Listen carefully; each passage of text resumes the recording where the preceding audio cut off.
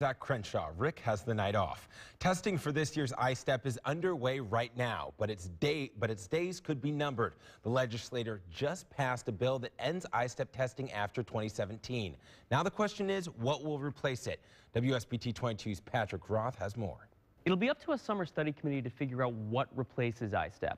They'll be looking at what kind of metrics should be used to measure performance and what role the test should have when it comes to teacher accountability. But who exactly makes up that committee could be controversial. There have been no shortage of problems when it comes to the ISTEP.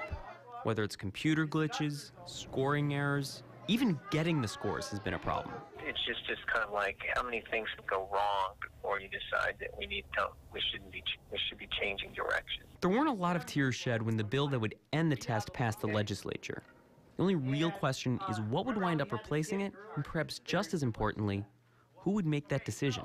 The group that is charged with replacing ISTEP appears to be drawn up around political agenda rather than an education one. I'm concerned that, first of all, remember they don't want Glenda Ritz as the chair.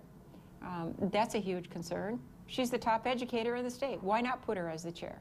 The bill says Democrats cannot name anyone to the study committee that'll ultimately replace ISTEP. House Republicans point out originally Democrats could make appointments, but that was changed in the Senate. Reiterate that it passed out of Senate 50-0, and that the Senate Democrat conferee signed the bill and, didn't push back at all on it.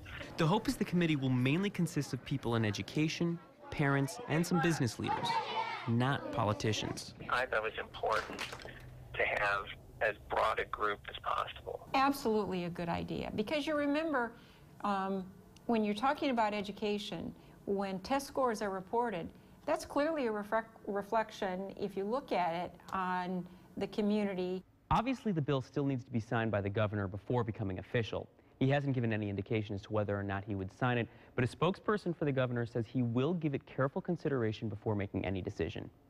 In the studio, Patrick Roth, WSBT 22 News. It's